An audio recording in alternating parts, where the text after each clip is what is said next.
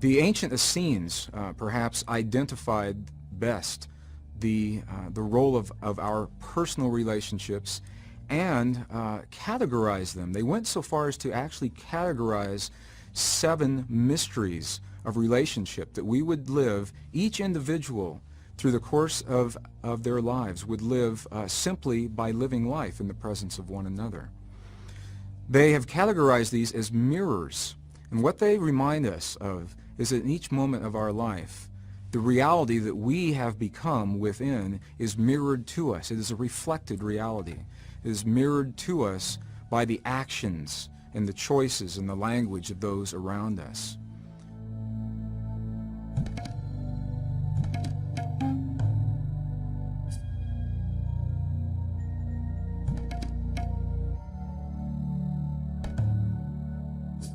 The first mirror of those relationships is a mirror of our presence in the moment. It's the mystery of the first mirror, what it is that we reflect to those around us in the moment. When we find ourselves surrounded by individuals and patterns of relationship and behavior with a dominant aspect of anger or rage or fear perhaps, and the mirror works both ways. It could just as easily be joy and ecstasy and happiness in our lives. If the first mirror is at play, what we're seeing is a mirror of that which we are in the moment, that's which we are radiating to those individuals around us as they mirror or shine back to us that which has been offered, the mirror of that which we are in the moment. The second mirror of relationship is of a similar quality, although it's a little more subtle. Rather than mirroring to us what we are in the moment, the second mirror mirrors to us that which we judge in the moment. If you should find yourself surrounded by individuals who demonstrate patterns of behavior that perhaps frustrate you, push your buttons of anger or rage, and you sense that those are not your patterns, they're not you in the moment, you ask yourself, are they showing me in this moment? And you say honestly to yourself, no, then there's a good possibility they may be showing you that which you judge in the moment, the anger and the rage or the joy that you are judging in that moment. When you find many different people demonstrating the same patterns to you, many different people demonstrating their anger or their rage to you, have you ever been angry and been in a big hurry to get somewhere and gotten into your car to drive to wherever it was you were going and found that everywhere you went, you made the wrong choices? You made the wrong choice in the teller line at the bank. You chose the slow line. You made the wrong choice on the exit ramp on the freeway. And everywhere when you're driving down the road, you're seeing people that are pulling out in front of you and then doing about 30 miles an hour in a 55. They may be mirroring to you what you are in that moment. We're going to talk about a reflected reality in just a few moments, a reflected reality. Often, the mystery of the first mirror is precisely what's happening. Often we will find people in our presence who are mirroring to us that which we are in the moment, and often that's not the case. And then people say, well, the mirrors don't work. Well, they do work if we have the wisdom to recognize what it is they're saying. A few years ago, I had the opportunity, a rare opportunity, have 3 people come into my life in the same month. Now, that should have been my clue right there. When 3 brand new relationships, very different in nature, all occur within the same month, that's the flag that says something's going to happen here. You better believe it. One of them was potentially a romantic relationship. One of them was potentially a business relationship. One was a mix between a business, a relationship, and a friendship. Each of them came into my life. Each of them came to me.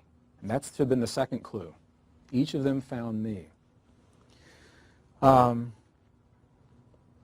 The romantic relationship, it was with someone who I had worked with.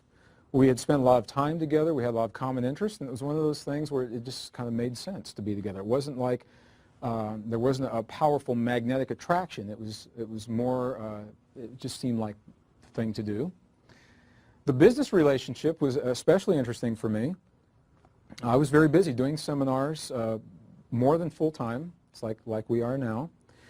And there was a gentleman that came to me and offered to do the logistics and to set these seminars up, allowing me, freeing me up to do the things that I was choosing to do more of, and allowing him to do the things that he did best. It sounded like a good plan for me to do that. And the friendship and kind of quasi-business relationship, there was a gentleman, a very talented, very skilled carpenter, who asked if he could house sit on my property in northern New Mexico while I was leading a group to Egypt in the late fall. And I had been looking for someone to stay on the property, and it looked like also a good thing to do. He said that he would like to stay at that property in exchange for his carpentry and caretake. And so all of these happened right about the same time. It was a very, very busy time in my life. And I said, okay, sure. Well, within that month, within the same month that each of those three people came into my life, each of them just about began to make me crazy. They were just driving me right up the wall. And there's a pattern that I had demonstrated throughout much of my life. When things were making me crazy, we call it crazy making, when things were doing that for me, I would use logic. And through my logic, I'd say, oh, Greg, you're just tired. You know, you've been on the road a lot. You know, you're under a lot of pressure right now. Let's see how it is in another week or so, or see how it is in a couple of weeks. And I would go away. I did this with these people, and I'd go away on the trip, and then I'd come back in a week or 10 days, and everything was the same, and I did this again and again. Well, there's a routine that I would do at that time in my life. When I would travel on a trip like this, I would come back to the Albuquerque airport. I'd stop at the ATM, pull out some cash, pull my animals out of the vet, get the car out of parking, fill up the car, and drive approximately 4 hours to our home in northern New Mexico. And on this one particular trip, I came home and I began that routine, and I didn't get very far with it. Because I went to the ATM at 5 o'clock on a Sunday afternoon in Albuquerque airport, and the ATM machine told me there was nothing in that account. And I knew that it was a mistake. I knew that the account was full because I'd just been approved for a construction loan. It was a business construction loan on my property in northern New Mexico, and that there was plenty of money there, and I would check it Monday morning. So I drove home, and Monday morning, sure enough, I got up and I called the bank, and they said, well, there's no mistake, Mr. Braden. Not only is there no money in this account, you are overdrawn by 71 checks, and there's a $30 service charge in each of those checks. When can you come in and talk to us? I said, well, I'll be right there. One of those checks was to me. And one of those checks was to my dear friend, Jeff Volk, and that's how we met. So now Jeff gets the story. Because Jeff had trusted me and sent me a video. I'm sorry, Jeff. I really So I did. I went to the bank and I said, well, what's happening? They said, well, there was a wire withdrawal from your account. It was not authorized. It was not authorized by me, and they believed that it was. And every penny in that account had been taken, and all the checks had already been written outstanding were now coming back against that account. And when something like that happens, there's really no way to rationalize anything else. You can't do anything else. So I didn't even have enough money to put gas in my car and get my animals out of the vet. There was absolutely nothing that was there, and I had to go home and look at this. I said, wow, something big is happening here. Well, at the same time, I had just completed a tour, a series of workshops along the Pacific Northwest for about 30 days. And the people who had offered to set these programs up for me had many reasons why the money from those programs wouldn't come through. They said, well, our accounting isn't done, or we haven't reconciled our accounts, or whatever. Something was happening. And at the same time, the gentleman who was living on my property in exchange for the carpentry, and this is really very delicate for me, and I have to be really careful. I guess the best way to identify this is that he'd chosen a lifestyle that not only was what our property was not about, it was illegal in the eyes of the state of New Mexico at that time. And I was asking him to change his lifestyle. Was that delicate? That was good. So all these things were happening at the same time. And I said, if the mirrors hold true, obviously there are some mirrors that are happening to me. What are these mirrors saying to me? Well, I went for a walk. I couldn't do much else. I had to go for a walk that day. There's a beautiful road that goes about 4 miles from our home down to the Rio Grande Gorge, a beautiful wildlife sanctuary. I went for a walk down the road that day. There's a huge mountain. It's called Ute Peak. There are a lot of stories from the Ute Indians about what this mountain, it's a very sacred mountain. It marks the end of their hunting grounds. And I often walk along this road in front of this mountain. I've written whole books, done entire workshops on this road, and I have to go home and put them in the computer. And I asked myself this question. I said, if these mirrors hold true, then there's a mirror that's happening here. What are these people showing to me? And I knew that I had to find a common thread. So I began looking at what each of these relationships was demonstrating. And I went through all kinds of possibilities. And when it was all said and done, what I knew that in each relationship, I knew that there were issues of honesty, integrity, and trust were the three that were really the most outstanding for me. And so I said to myself, if this mirror holds true, if people that are around me are demonstrating these patterns of behavior, are they showing me that I somehow am lacking in honesty, as Jeff may have thought, or integrity, or trust? Is that what they're showing me? And this feeling welled up inside of me before I even got that sentence out of my head and said, no, that's what this work is all about. That's precisely what this work is all about. And at the same time, there was a realization. It was such a powerful, it was subtle and powerful, that came to me, and I realized that they were not showing me a mirror of what I was in the moment, as we'd always been conditioned, as I'd been conditioned to believe. Rather, they were showing me a more subtle mirror, the mirror of what I judged in that moment. The mirror of what I judged in that moment.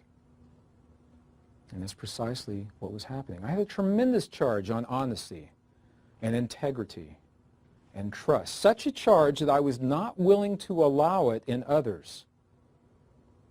I was not willing to allow that in others. When you have a charge on something, what does that promise? It promises that you'll see it. You'll see it in your life if you've got a charge on it. I had that charge. These three people that came into my life, now I know that each of them was a powerful, skillful master that impeccably held the mirror to me during that time in my life of my greatest charges. And it was relatively concise the way they did that. It could have drawn out over years, and maybe it did. Maybe those mirrors have been shown to me year after year on such subtle levels that I never recognized them. And they became less subtle and less subtle and less subtle until something happened that I could not look away from. And in that moment, I had that mirror. In that moment, I was shown the second Eseniene mystery of relationship, the mirror of that which we judge in the moment. The gentleman that had invited me to work with him wanted to set up these seminars. The very first moment we met, something interesting happened. We met in the home of a mutual friend in Northern California. And the first moment we met, I'd never seen him before. I'd spoken with him on the phone. And our eyes met on the landing of this house. And I said something to him that I seldom, or rarely, will ask anyone upon first meeting him. And I simply said, "When's your birthday?" And he said, "Well, my birthday is June 28th, 1954. And I said, "Wow, that's my birthday. The exact month, the exact day, and the exact year." I'm a Cancerian. If you know much about Cancerians, you know that Cancerians live in a world of feeling. Maybe that's why we're exploring feelings this weekend. And I'm a double Cancerian, which means double feeling. And depending on how you run the charts, I've got 5 or 6 planets in the 12th house that are all in Cancer.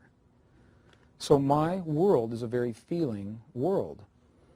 And my path has been to reconcile that feeling world with the academics and the hard sciences through the corporate and the academic world. And I looked at him and I said, well, you must have had the same experiences then. Another Cancerian male. What a great person to share this business with. And he said something to me in that moment. He looked me directly in the eyes and he said something to me and I discounted it. I used my logic. And what he said to me was, I'm your evil twin. And he told me in that moment and I discounted it. Because my logic said, oh, well, he's just making a joke. Although I had a feeling in here. The moment the gentleman moved onto my property to caretake for me in exchange for him living there, I had a feeling about him being there, and I discounted that feeling through my logic. I said, oh, Greg, you don't really even know that man. Well, that's precisely the point. You don't even know him. Why would you judge him? The moment that I began spending serious time with the potentially romantic relationship in my life, I had a feeling. And my logic said, oh, that's the feeling that you had from the last time you got hurt. So let's give this one a chance. And the reason I'm sharing this with you now is because in each of these there was a feeling that told me right up front. And there was more than one lesson that happened here. And I've shared this with other people and it's been a powerful trigger for them. It's a lesson I didn't care for at the time. The week that I recognized the pattern of judgment, the week that I recognized that each of these people was masterfully mirroring for me the things that I judged in life, every other relationship that was held in place by judgment began to disappear. There's a cascading effect. And I share this with you now because I know that it works this way. If you are experiencing a pattern in one place in your life, it'll show up in other places in your life. And once it is healed, once it's reconciled in one place, it is healed everywhere simultaneously because we are holographic in nature. Our consciousness works that way. It is mirrored on many, many different levels. Well, the gentleman who had offered to do business with me, that relationship didn't work well at all. And I felt like I gave it ample opportunity. And the reality is it did work well, and I just didn't know what it was showing me. It worked perfectly as my mirror. So one day I called this gentleman and I said, I'm not going to work with you any longer. And I hung up the phone. There's more to it than that. I'm making a long story short. I hung up the phone, and as I did, I realized that every program and every source of income that I had for the next 6 months, I had just canceled. As my hand was on the phone, that was on a Saturday afternoon. So I had the rest of Saturday and all of Sunday to think about it. Sunday night, there was a message on my voice machine from a woman I had never met before, who through mutual friends had heard about these workshops, and she asked me to call her, and I did. And she said, I'm interested in sponsoring you and setting up programs for you around the country. Would you be interested in working with me? And the first thing I asked her, I said, well, when's your birthday? She said, June 28th, 1954. True story. And my first reaction was to hang up the phone, and I didn't do it. And I shared with her, I said, let me tell you a story. And I shared with her this story, and she said, well, would you be willing to give this a chance? This time, I paid attention to the way that I felt, and it felt different. Something was different. And I said, yes, I'd like to do this with you. If you know her, now she's a seminar coordinator and does workshops in her own right, and now an author of a couple of different books. Her name is Joanne Carl Cornog, if you've ever done any work with Joanne Cornog. And because I did not allow the first relationship to taint the second, because I was able to trust the feeling and really know what the feeling was saying, we've had a very powerful relationship, and it was through her that I met Melissa. So it's interesting how these things work out. Through that mirror, that second mirror of judgment,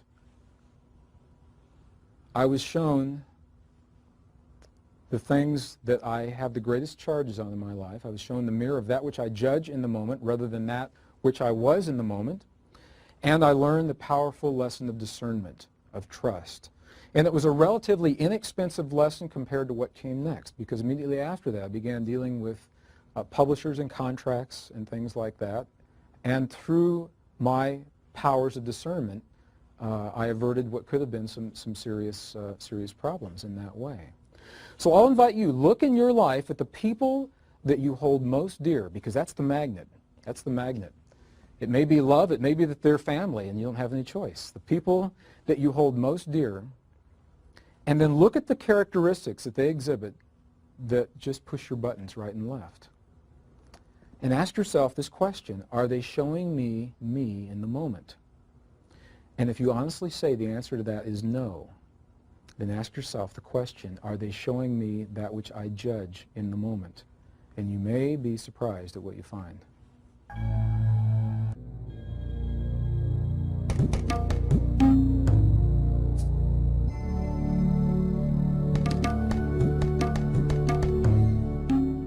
The third Eseniene mirror of relationship is perhaps one of the most commonly recognized mirrors. This is the mirror that we sense every time we find ourselves in the presence of another individual and we look into their eyes. And in that moment, this magic happens. This electrical charge tingles through our body. Perhaps the hair on the back of our neck and our arms stands up in the presence of this person whom we may not even know. What has just happened in that moment? Well, through the wisdom of this mirror, we're asked to allow for the possibility that through the course of our lives, in our innocence, to survive life's offering, that we give away huge portions of ourselves in the experience of life itself. That through the course of our lives, pieces of ourselves may be lost unknowingly, or perhaps given away knowingly, or taken from us by those who have power over us. When we find ourselves in the presence of another individual who embodies the very things that we have lost and that we are seeking to find that wholeness in ourselves, our bodies physiologically may respond to that. And we'll know that as a magnetic attraction to this individual. Should you find yourself in the presence of another and for some unexplainable reason drawn to share time with this individual, ask yourself this question: what is it that I see in this person that I've lost, that I've given away, or that was taken from me? And you may be very surprised at what comes back to you, as the reality occurs that within nearly every individual who you will ever encounter, you will recognize this familiarity. You will sense this piece of yourself because we see it in one another throughout our lives. The third mystery of relationship. The fourth mystery, the fourth Eseniene mystery of relationship, is a mystery of a little bit different quality. Through the course of our lives, often we will adapt patterns of behavior that become so important to us that we will rearrange the rest of our lives to accommodate this pattern of behavior. When we find ourselves in this situation, often these patterns are identified as compulsive or addictive patterns of behavior. And the fourth mystery of relationship is the mystery that allows us to see ourselves in the presence of addiction or compulsion. Through addiction and compulsion, what happens is that we find ourselves giving away, little by little, the very things that we hold most dear in life. And in the giving away, little by little, we have the opportunity to recognize and see ourselves as we lose the things that we hold most dear. So for example, when we speak of addiction and compulsion, many people immediately bring to mind alcohol or chemicals or nicotine. And those certainly are patterns of behavior that may be addictive and compulsive. And there are others that are less obvious. Issues of control in a corporate or a family environment. The addictions to sex, always having to have sex, or always having to have money or create money, or abundance in our lives. Those are issues of compulsion and addiction as well.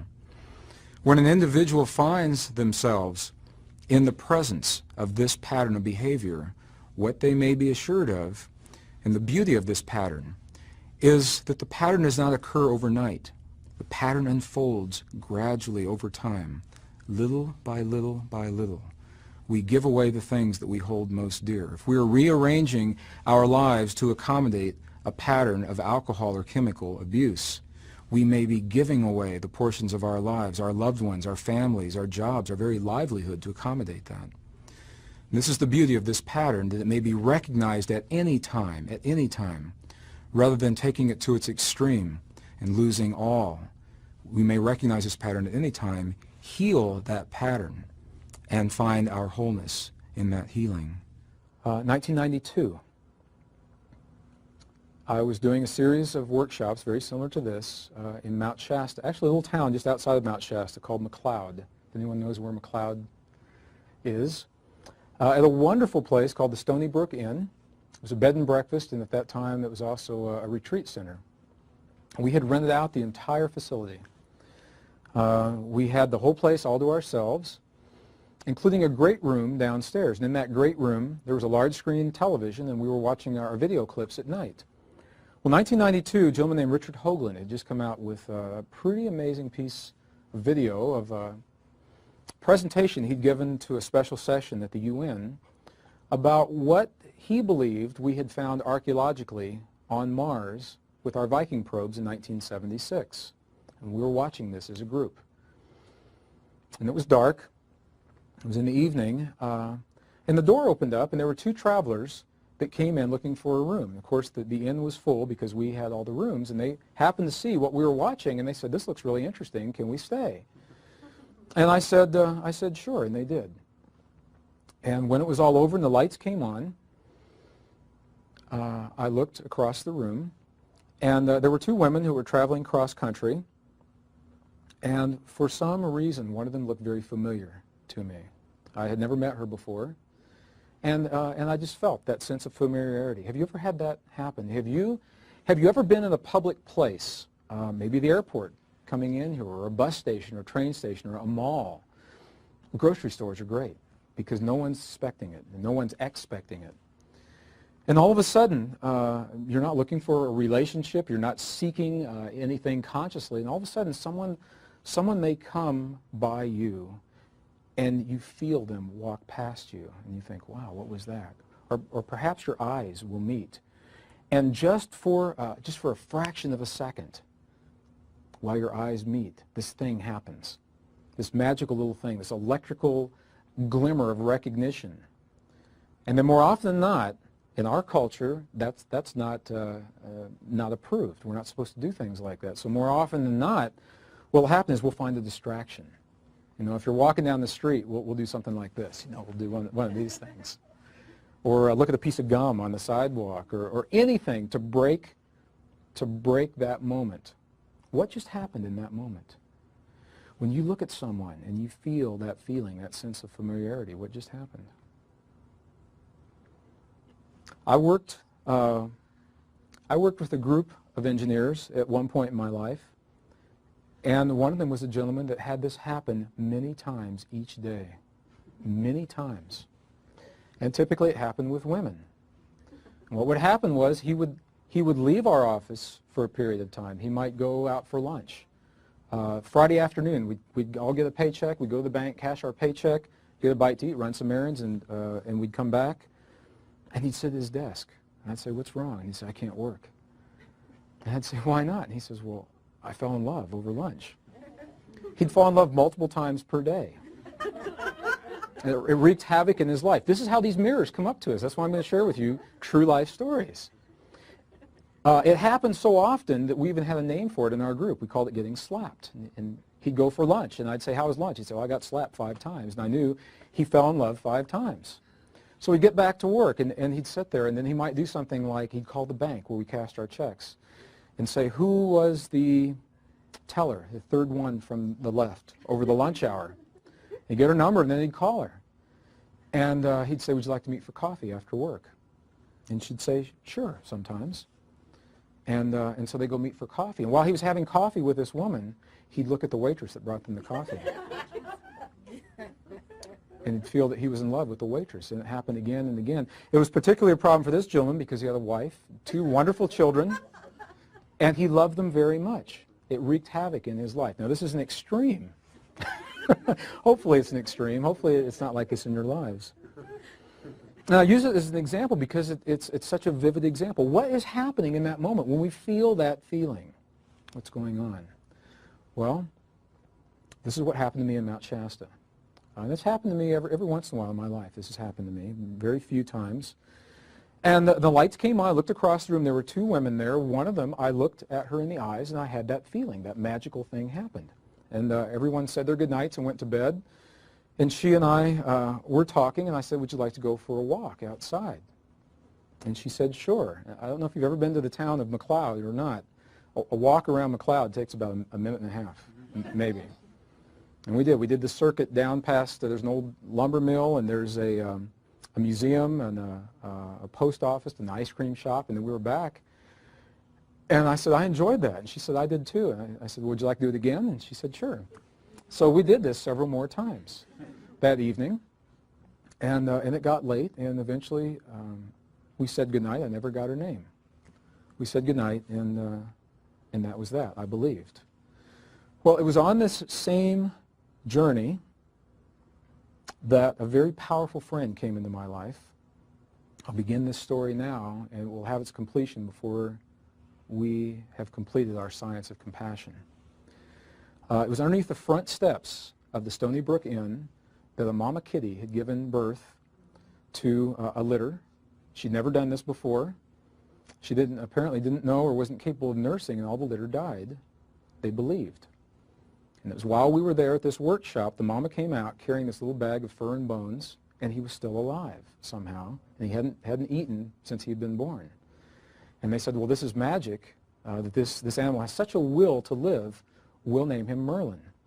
And they did, and Mr. Merlin was a beautiful, all-black little male kitty. Was supposed to be an outside cat. There were no animals allowed inside the Stony Brook Inn.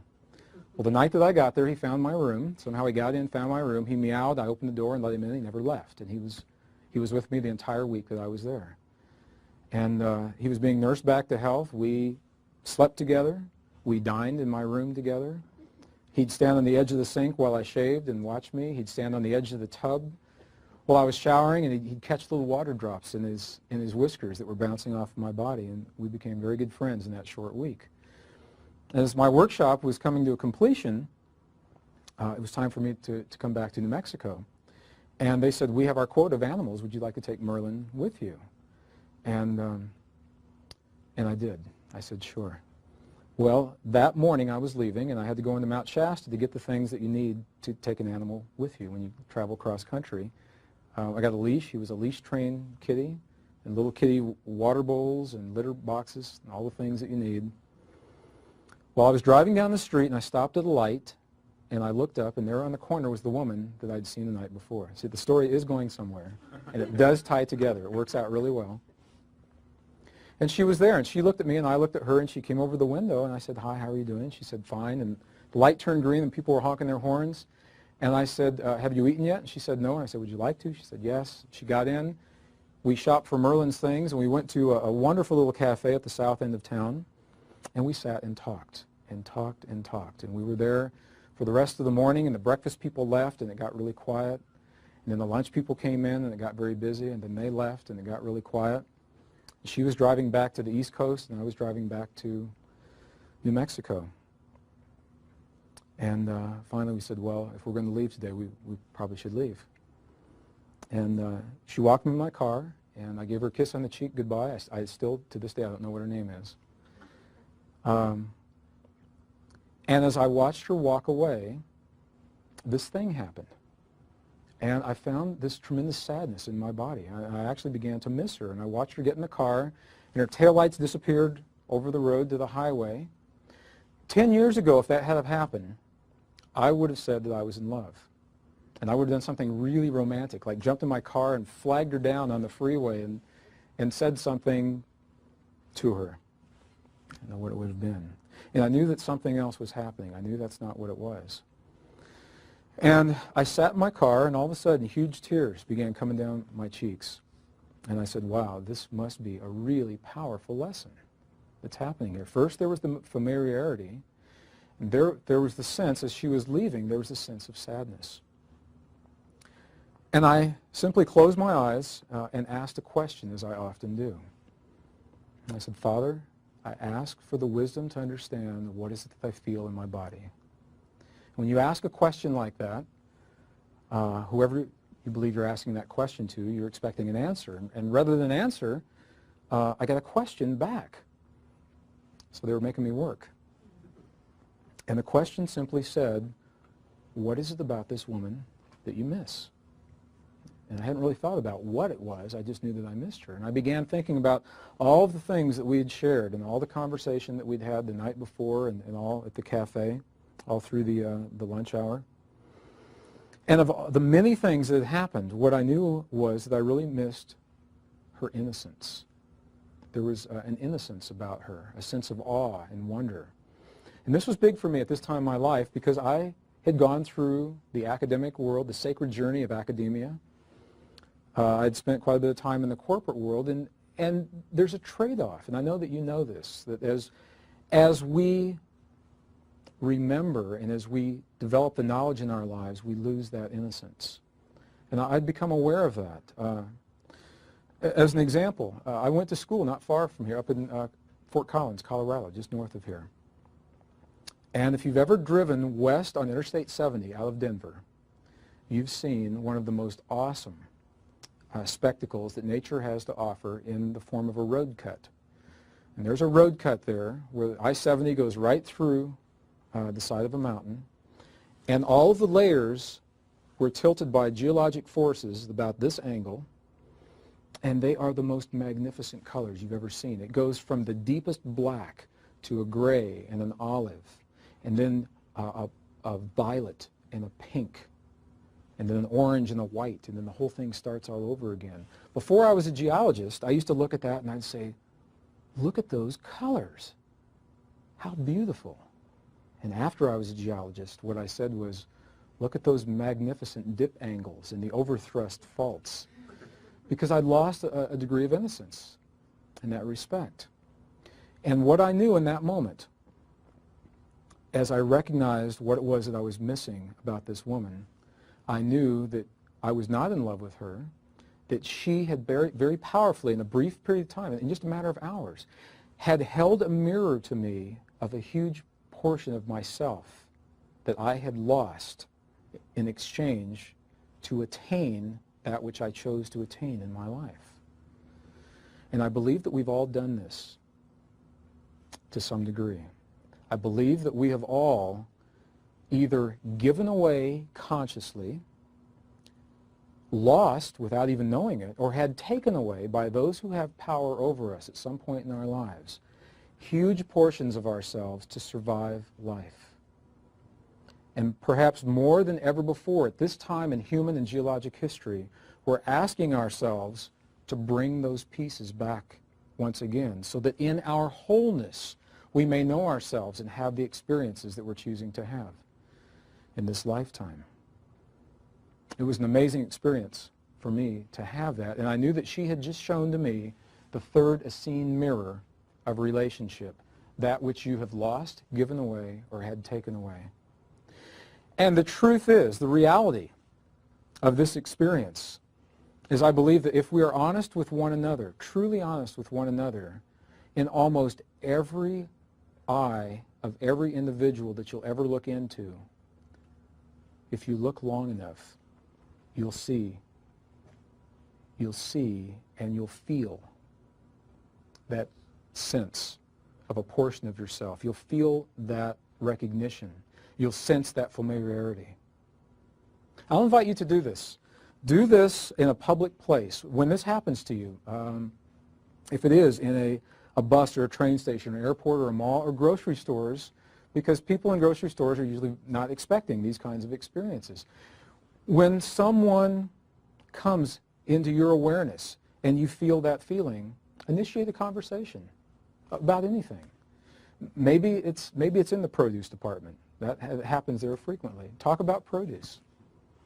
Nice melons, nice grapes, nice bananas, whatever it is. Anything to initiate conversation. And while they're speaking, ask yourself in your mind, ask yourself this question. What is it that I see in this person that I lost, that I've given away, or that I had taken away within myself?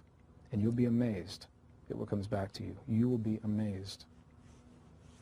This little portion of the Eseniene mirrors, when we do these workshops, you never know who's going to show up and how it's going to work out. And typically we have people sign up and cancel and rearrange and postpone. Well, I did a workshop a few years ago. It was in the Southwest. And when all was said and done, it was a workshop of 40 males, all men. And some of them were cowboys. I mean, these guys didn't take off their hats or their boots for anything. They said, I'll hug a man in this room. I'll never hug a man outside that door. And this little piece of information was so powerful for them because they were all married, they all loved their wives, and they were all drawn to other women all the time through their jobs, their workplace, and they didn't know why. They didn't know why. This is a powerful mirror. This applies in the corporate world, and I use this as a manager in the telecommunications industry. I manage two separate and related departments.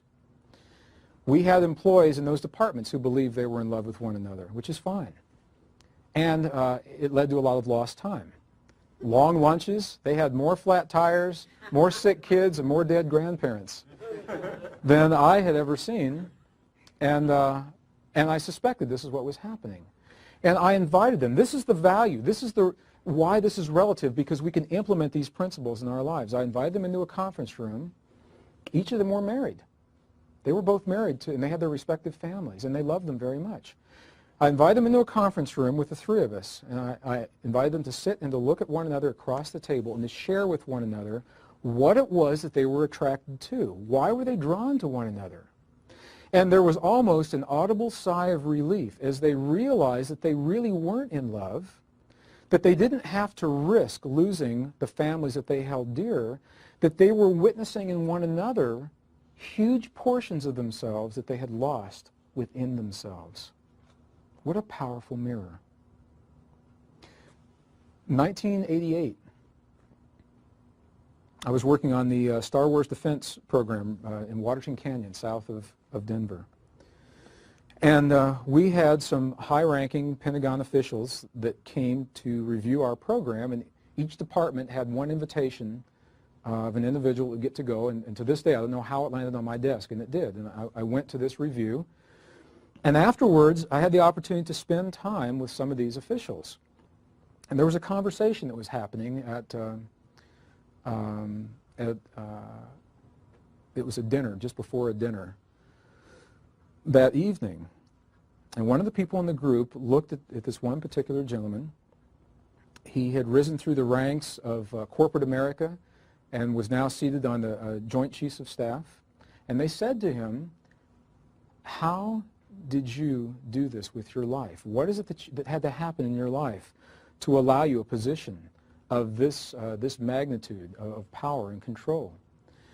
And he was very conscious when he said this. He looked at everyone in the circle as we were there.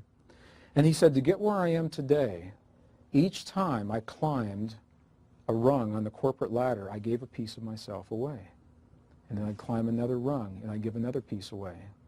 And he said, pretty soon I'd given away everything that I've ever held dear to me, everything I've ever loved. I've given away my friends.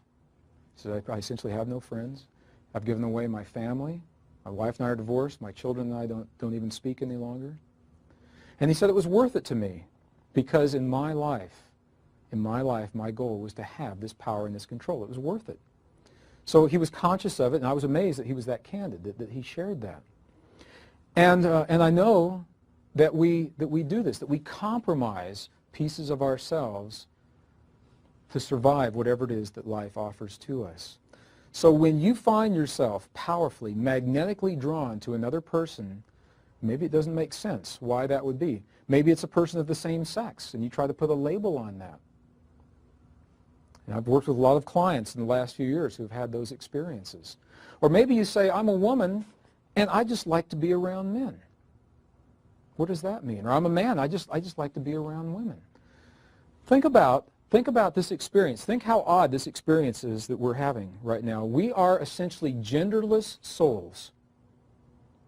We're not male or female until we come into bodies. And then we come to this world of polarity, and we must choose one or the other. And when you choose one or the other, you compromise that which you did not choose. So as a male, I came to this world, I chose to polarize into a male body, although my soul is genderless. It is both masculine and feminine simultaneously. So I put my feminine on the back burner.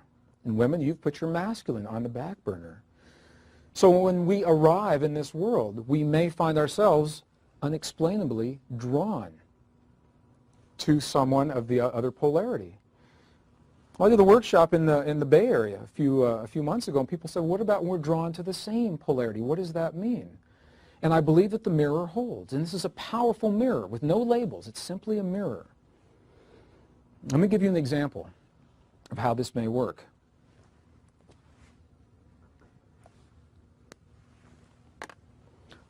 This is a case history that I worked with. What happens if you're a male? You come into this world, you're a genderless spirit, you choose to become a male, you compromise your feminine. So you've given 50% of that experience away already, and you come here as a male. Early in life as a male, what if you live conditions where your masculinity is taken from you? Through abuse, in this particular example, in this case history, through abuse. You gave your feminine away to be here, and once you got here, your masculine was taken from you. What have you got left? Nothing. What will you seek? You will seek to reinforce that which you most identify with at that point in your life. If you've come into this world as a male and that masculinity was taken from you, you'll seek to reinforce that which you have that recent memory of. You may seek time, and this gentleman was seeking time with a male, and it was confusing to him. He didn't know why. And as he began to understand this, it made tremendous sense to him why. And within a few months, he didn't have that orientation any longer. And if he had of, that would have been fine as well, because we're simply dealing with patterns of energy until we place labels on them. Isn't it interesting how that works? We'll seek to reinforce that which we have lost, given away, or had taken away in our lives. So I'll invite you to look at your life, look at the people that you are compelled to be with, and ask yourself, what is it in them that you've lost, given away, or had taken away in your life? And then romance in our culture today, romantic relationships. How many times have you heard of couples that come together because they feel this charge, and then the charge goes away? And they say, well, I'm not in love anymore. And the reality may very well be that their love has served them so well, that which they sought in another, they have now healed in themselves, and they will not feel that charge.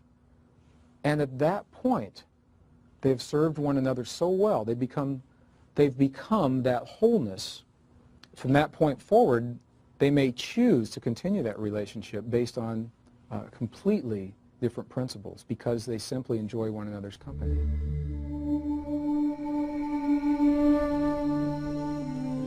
The fifth pattern of relationship, the fifth Eseniene mirror of relationship, for me perhaps is the single most powerful pattern. It, I believe, allows us to see more and to a greater level why we've lived the kinds of lives that we've lived perhaps than any other. It is the mirror that our parents show to us through the course of our lives and the time that we spend with them. Through this mirror, we're asked to allow for the possibility, to entertain the possibility that perhaps, just perhaps, the actions of our parents toward us are mirroring our beliefs and our expectations of what may be the most sacred relationship we'll ever know in our lifetimes, and that is a relationship between us and our heavenly mother and father, or the male, masculine, female, feminine aspect of our Creator, however that's viewed. It is through this relationship, as we witness our parents, that our parents are showing us ourselves in that expectation and in those beliefs of that divine relationship.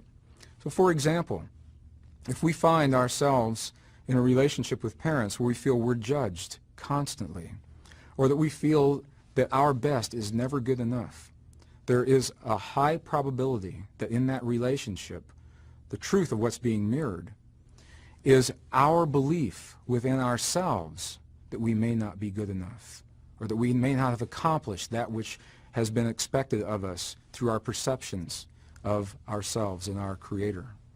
This is a powerful, it's a very subtle mirror, and it's a mirror that perhaps will tell us more about why we've lived our lives as we have than any other.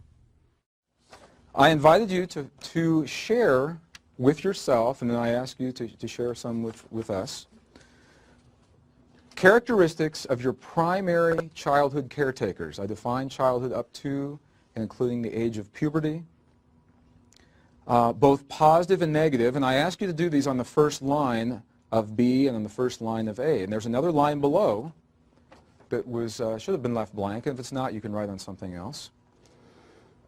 What I'll ask you to do now is to identify on this piece of paper in single words or short phrases. Single words work best, short phrases. To identify both positive and negative characteristics of your primary caretakers the way that you see them now. With all the work and all the healing and all of the things that have happened in your life, the way that you see them now. If your caretakers are no longer with you, the way that you last saw them, or the way that you see them now when you think about them, if you've had the opportunity to go through and redefine what these relationships have meant to you. Both positive and negative, and we'll use both of these. I'll give you a few moments to do this. Take your time. Write a few words down.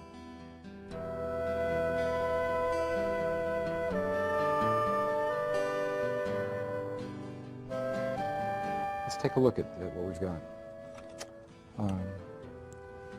To the degree that you're comfortable in sharing a few of these, what were some of the positive characteristics of either or both male and female caretakers as you see them now? What are some of those characteristics?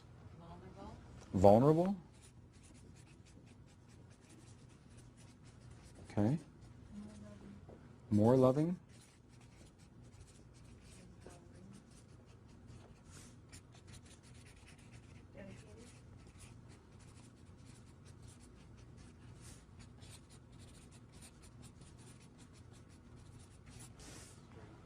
Strength?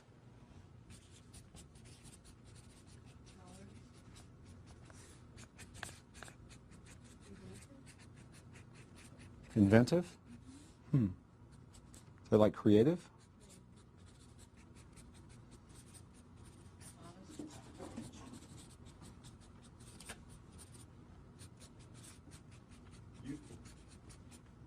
Oh, I like that one. Actually, today's my mom's birthday, and I just said that to her this morning. I called her before I came in, and I said, "Do you feel any different?" And she says, "No," and I said, "Well, there's no reason why you should." She is about to embark on a new journey in her life, a trip to New Mexico and maybe a new man. Youthful. Sure, as many as... Okay.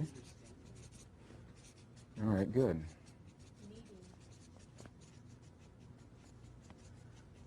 What was the last one?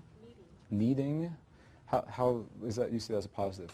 I see that as positive because before they were kind of closed, not thinking that they needed the love and the attention from their children. So maybe more open. Yeah. Openness. I'll put it right down here. Okay. Hardworking. What are some of the negatives, if there are any? What are some of the negatives? Judgmental. Judgmental.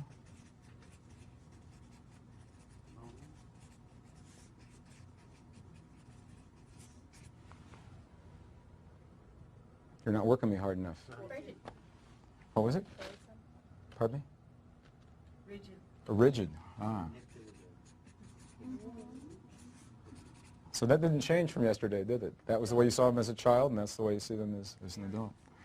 Funny how sometimes it was just like an adjective, like more or less, Mm-hmm. in front of conditions that were Yeah. still, or still. It is. It's real interesting. There are many things that we can do with this. We're going to focus in on one specific aspect. There's tremendous amount of information in here. Prejudice.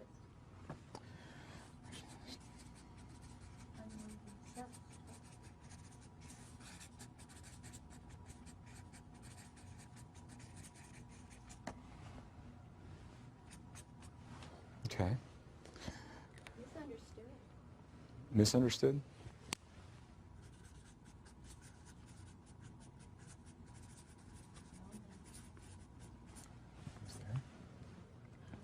Okay, that's good. We have a sampling here. The mirror that I'm about to share with you, for me, has had a tremendously powerful impact on my life. And the impact has had many implications. So I'm going to share this with you with a sentence, and then we're going to take that sentence and look at it from many, many different perspectives. We'll be discussing this mirror for a little while, because the sentence is a mouthful. So the first thing I'll say before I do this is I'll say that there are few absolutes. There are always exceptions. And we're looking for patterns and generalities. So what I'm going to share with you, I'm going to ask you to look for patterns and generalities. As I share these things with you, if you feel something welling up inside of you that says, no way, there's a good chance you've just found a really powerful piece of information about your life and your history, and now you're being asked to choose whether or not this is the time to view it. If the answer is yes, you'll have the tools. If the answer is no, you've heard the tools. So if, as I'm sharing this with you, you feel this emotion, your body temperature heat up a little bit, your heartbeat might rise a little bit, your fingers may tingle. It's kind of like being in love.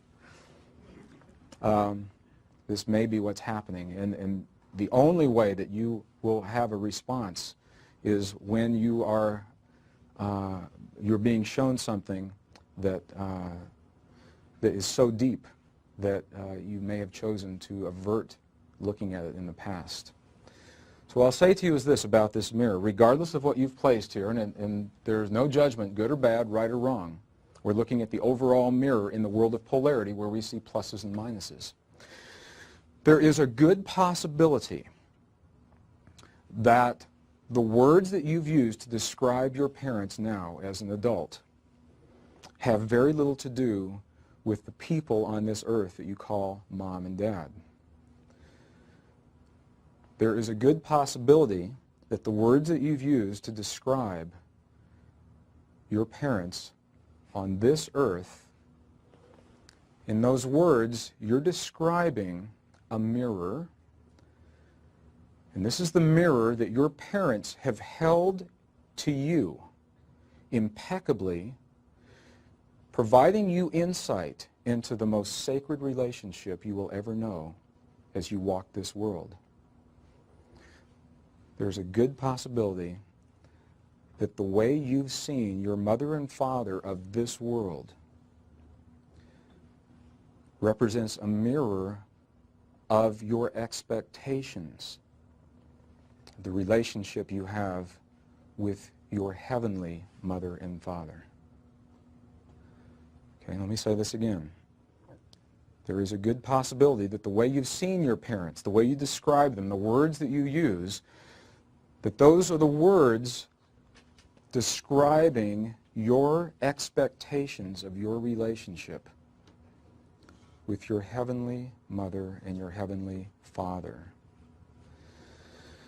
Now, there are many different ways to look at this, and we're going to go into this in a lot of detail, and we'll go through a little exercise. Is it possible? Is it possible that in inviting you, whether it was conscious or unconsciously, when your parents brought you into this world, you were invited to come to this world? Is it possible that with that invitation lives an unspoken responsibility that we've forgotten in our culture, that says those that will bring us or care for us in this world, the mother and father in this world, are surrogates. They're the closest thing that we know to mother and father in our heavenly Creator. We know that our Creator in reality is genderless. There is no mother or father. There's a force, if you will. And we're using our English language to approximate this. Is it possible that your mother and father have loved you so much, perhaps on levels they were or still are not even aware of, that they have impeccably held to you a mirror showing you the way you see your relationship, not with your earthly father, with your heavenly Father, not with your earthly mother, with your heavenly mother? Is it possible that when you have perceived that your parents were angry at you, that what was really happening is you were feeling your Creator's, perceived Creator's anger at you? Is it possible that when your parents are proud of you, and when they encourage you, and it feels so good, that you're actually feeling that from your Creator? Is that possible? If the mirrors work and if they hold, I believe this is precisely what's happening. I believe there's a good possibility that we love on levels unspoken and so deeply that we will impeccably hold these mirrors to one another. And our parents have done precisely this for us. So I'm not saying that this is an excuse or a condoning for any patterns of behavior that our parents have ever demonstrated, and we'll go into this whole thing. I'm simply asking you to allow for the possibility that the relationship that you've had with those who have cared for you, your parents, maybe you were adopted, maybe you were in foster homes, whoever it was that assumed that responsibility for you, they have held the mirror, allowing you to see. We don't get up in the morning and say, I wonder how my relationship with my Heavenly Creator is going today. Typically, we don't do that. We're focused in living and breathing and surviving and providing for one another in this world, and it's in this world where we see the mirrors exemplified.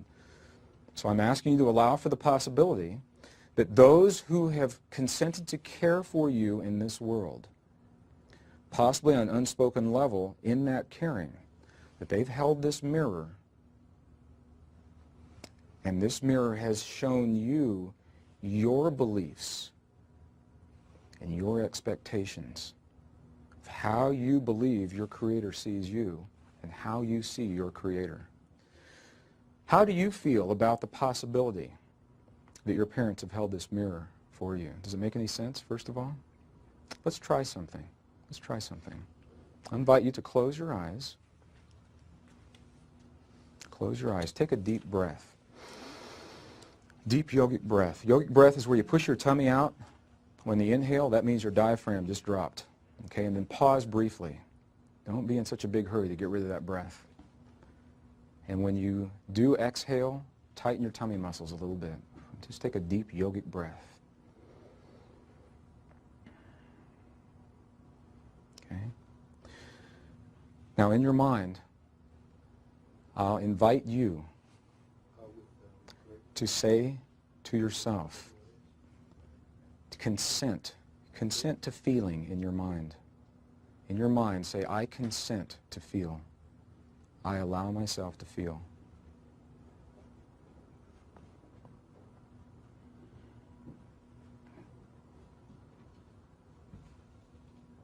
In your mind, I invite you to say to yourself, to consent to remembering. Say, I remember. I consent to my remembering.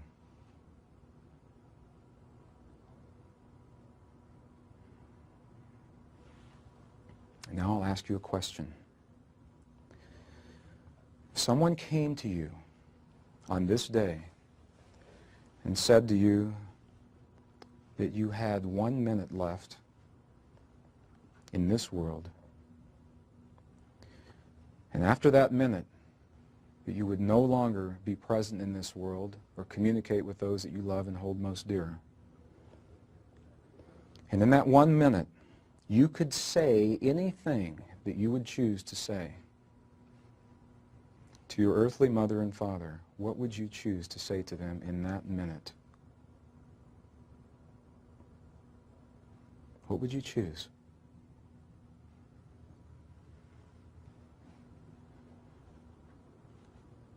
I invite you to share those words with me. What words would you choose in that 1 minute? Thank you. Be happy. Pardon me? We are one. Be happy. Be happy. I'll see you soon. See you soon. I love you. Certainly, I love you. All right. Someone came to you and said to you that you had 1 minute left in this world with those that you love and hold most dear. And in that 1 minute, you could hear from your mother and father anything. What would you most choose to hear from your mother and father? What would you most choose to hear from your mother and father?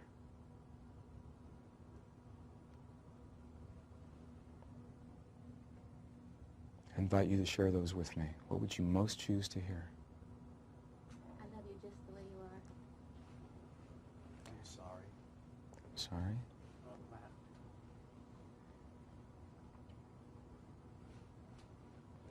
Okay, with your eyes closed, take a deep breath.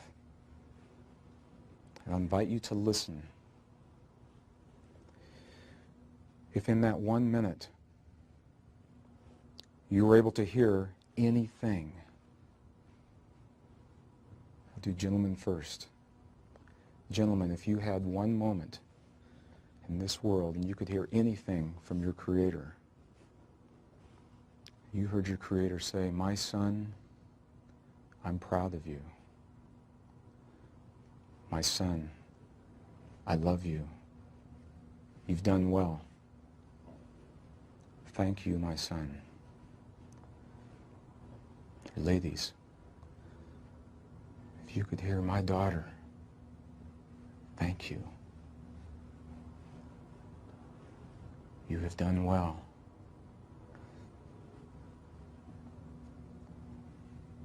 "My daughter, come home." How do you feel when you hear those words? Can you feel that feeling in your body? Why?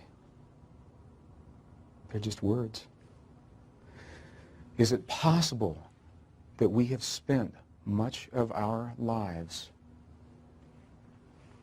believing that we were seeking the love and the respect and approval from our earthly parents because they're the closest thing that we know to our mother and father in heaven?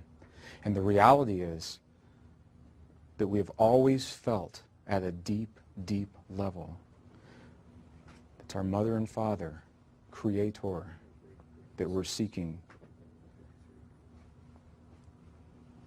to hear the approvals from. Is that possible? If that's so, then that has just told you a tremendous amount of information about why you've lived your life the way you've lived it and how you've lived your life. And how you've lived your life. I did a workshop in Mount Shasta a few months ago, and we did this program, and we came to this part of the process. And there were about 230 people in the room, and there was a gentleman who raised his hand, and he said, "This is ridiculous. This does not work for me at all." So right there I knew something was going to happen. And I invited him, and I said, "Are you comfortable sharing this with 229 other people in the room?" And he said, "Sure." He said, "This mirror doesn't work for me at all. Just no way." And I said, "Tell me about your father." And he says, "I don't know anything about my father. I never knew my father. He left before I was born. I don't know who my father is." And I said, "Tell me how you view your heavenly Father." And he says, "There is no God. I don't believe in God." And I said, "The mirror stands. The mirror stands. By having no father in your life, the man that deserted you mirrored, even at that young age, your belief and your expectation that there is no Father in heaven, and now your life path has been spent seeking to prove or disprove that. You've now had to come to terms within yourself as to whether or not there is a Father in heaven. And by your father leaving you early in life, he pushed you to the edge of who you believed you were and asked you to redefine that. And he said, "Oh my God." It's the first time he had seen it that way.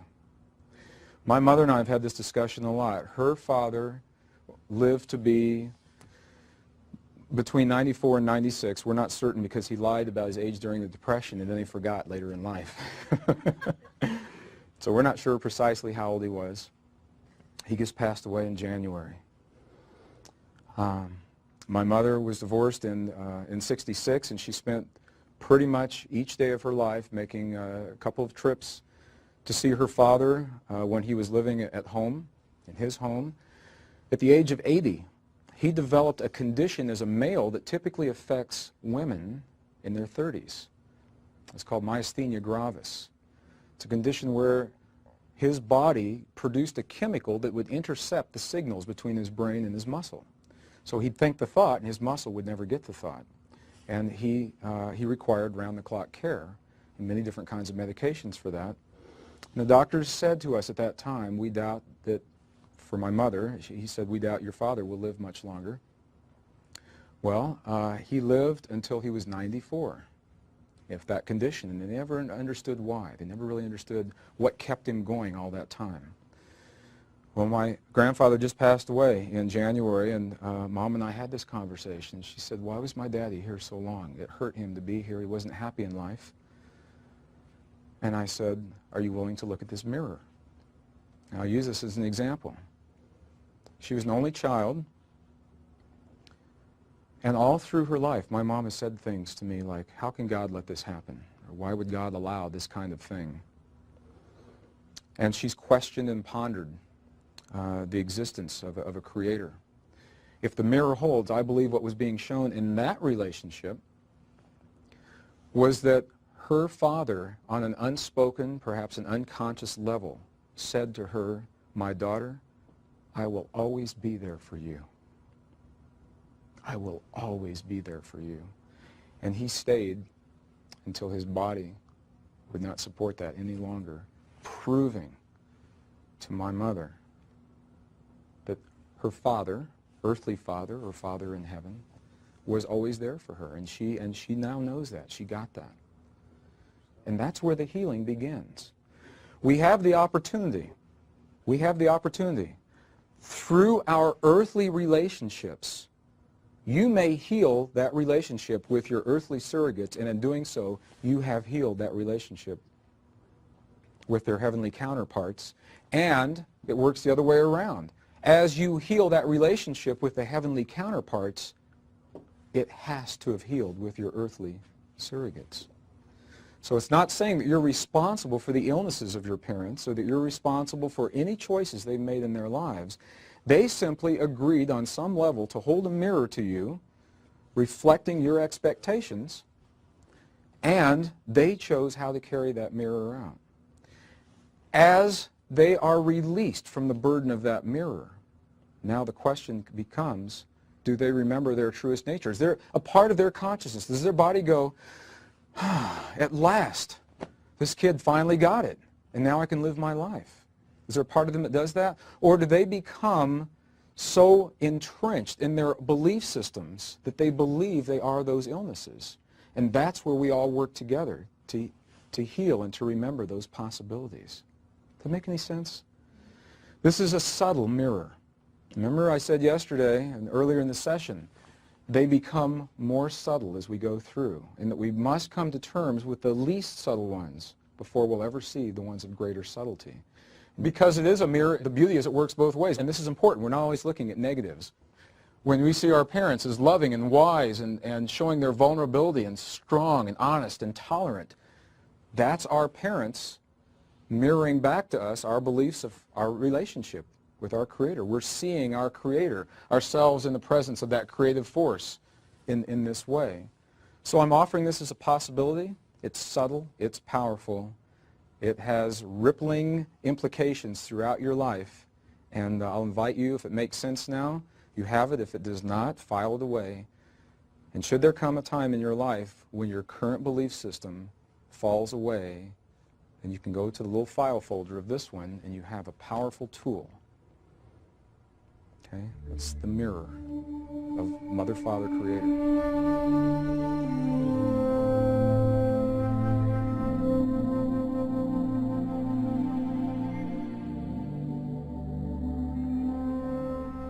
The sixth scene mirror of relationship is a mirror that has a rather ominous name. The ancients call it the dark night of the soul. And clearly, the mirror does not have to be as ominous as its namesake. Through the dark night of the soul, we are reminded that life has a propensity toward balance.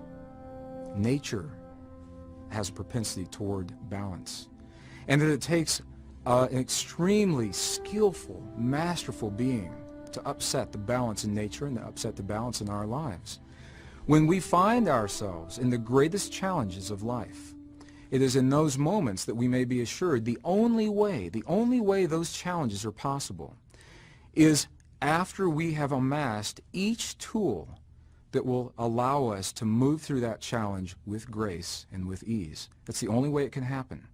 Until those tools are amassed, we will never see ourselves in the situations that ask us to demonstrate these high levels of mastery. So from this perspective, the greatest challenges of life, those of relationship, perhaps our very survival, may be viewed as tremendous opportunities to demonstrate mastery rather than tests that may be passed or failed in life. And it's through this mirror of the dark night of the soul that we see ourselves naked, perhaps for the first time, without the emotion and the feeling and the thought of all of the constructs that we've created around us that we believe keep us safe in life. And it is through this dark night of the soul, perhaps for the first time, we have the opportunity to see ourselves in that way and to prove to ourselves, to demonstrate to ourselves that the process of life may be trusted and that we may trust ourselves in life. The dark night of the soul is an opportunity for us to lose everything that we've ever held dear in our lives and to see ourselves in the presence, in the nakedness of that nothing. And as we climb out of the abyss that is left from everything that we've lost and we see ourselves in a new way, that is where we find our highest levels of mastery. The ancients talk about the dark night of the soul very clearly. I had a client that came to me when I was working in the Bay Area. He was a software engineer, a brilliant software engineer, a young gentleman. He was married, had a wife and 2 children, 2 daughters. He loved them all very much.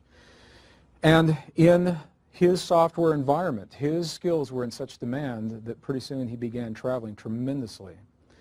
First, he was going to technical sites, and he began doing trade shows, tech support at trade shows.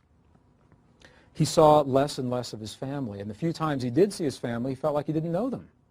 There was little to talk about on the weekends. He didn't know what his kids were doing in school. His wife and he, their communication was lacking.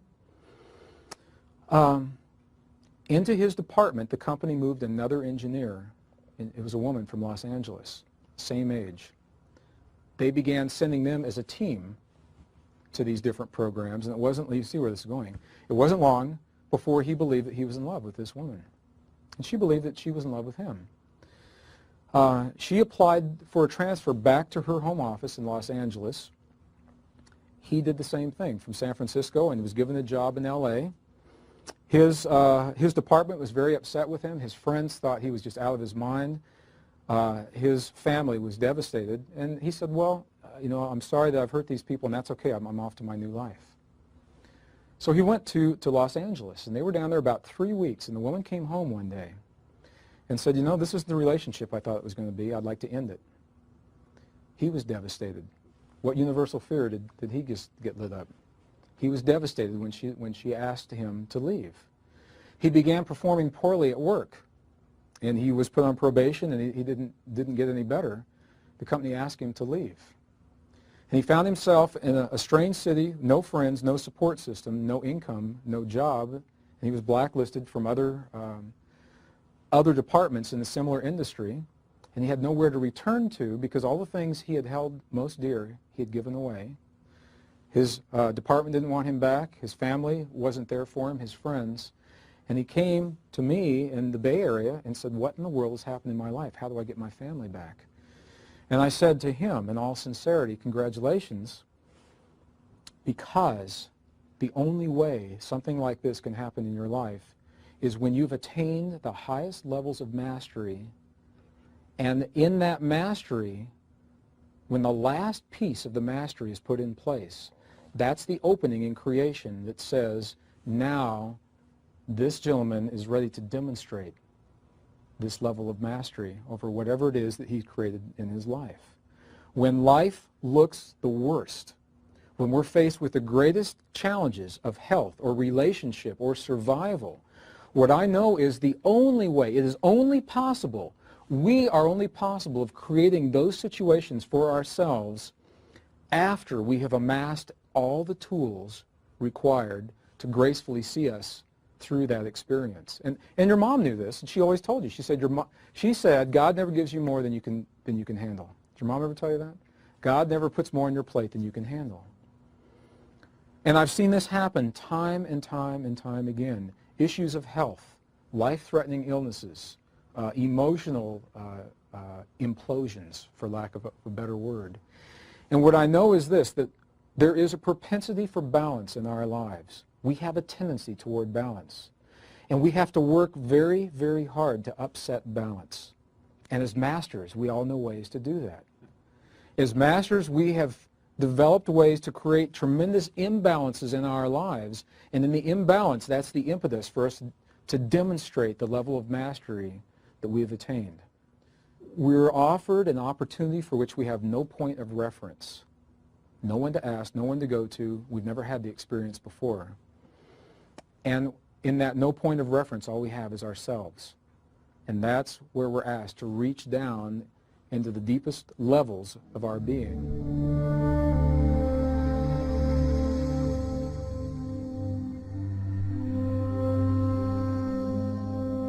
From the ancient perspectives, then we're are asked to allow for the possibility that the forces at play in our polarized world are forces that have chosen to come to this world to anchor the polarized realities.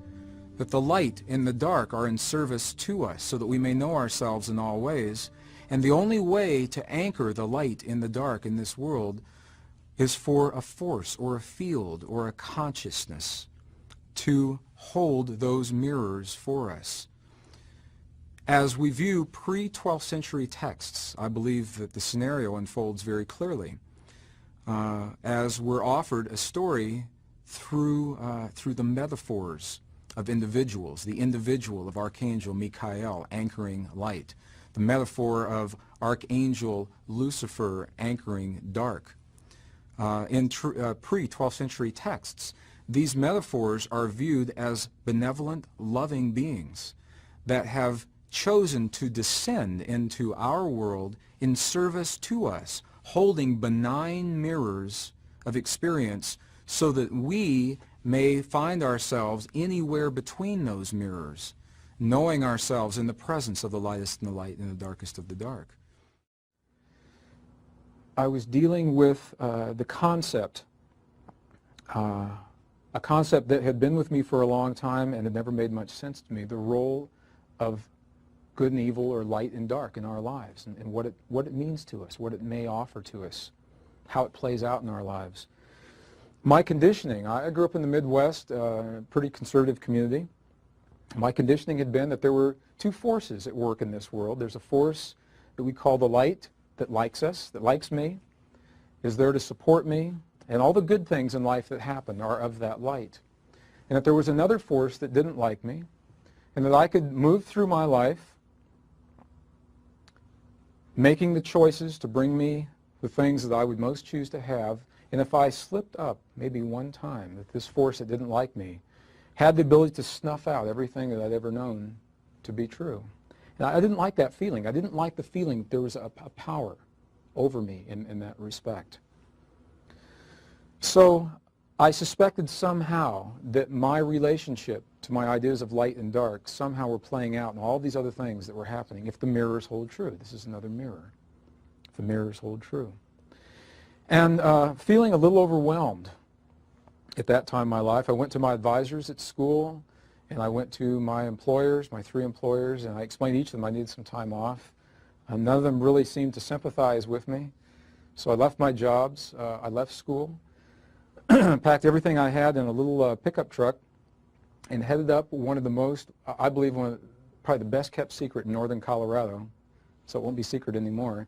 It's a canyon called Poudre Canyon, just west of Fort Collins. What a magnificent little canyon it is. And I drove about 90 miles west to a little town called Walden. Just outside of Walden, Colorado, there's a place called Lost Lake, which of course is not lost because everyone knows where Lost Lake is.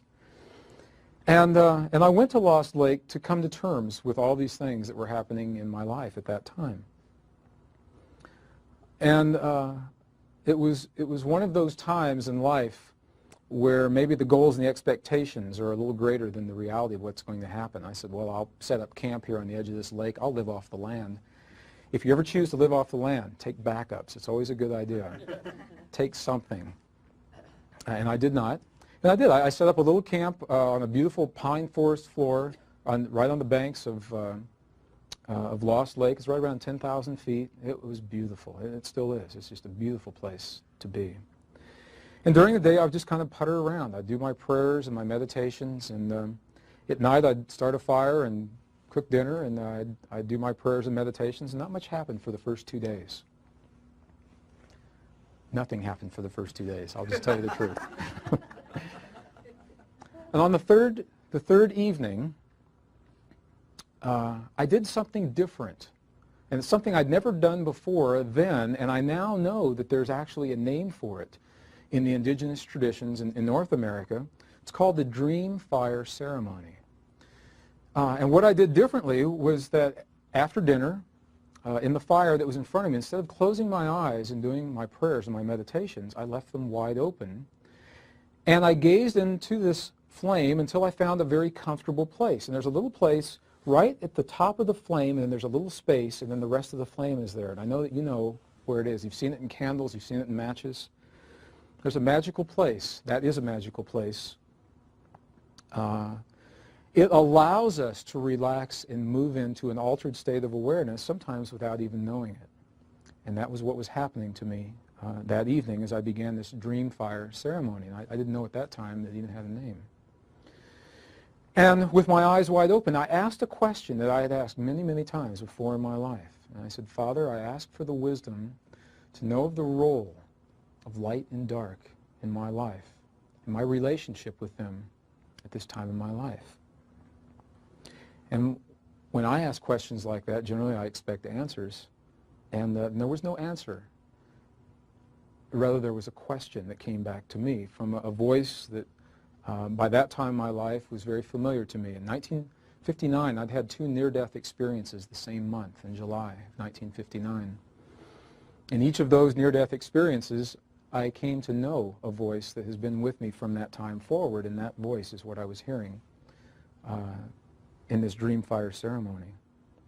And the voice asked me a question rather than give me an answer. It simply said, how may you know the forces of light and dark and the role that they play in your life until you actually know what the forces of light and dark are? And I thought about that. And it made sense because all I really knew is my conditioning, what other people had told me, what I'd seen in books, and what limited experience I'd had up until that time in my life. My experience didn't match my conditioning, and that was where the confusion came from. So with my eyes wide open, I asked to know what the power of darkness in our world is really all about from a first-hand perspective. And almost immediately in my mind's eye, images began to race through of all of the hideous characters that I had seen in textbooks and in my family Bible, loosed, saggy-fleshed individuals, very discolored bodies, usually bloodshot eyes.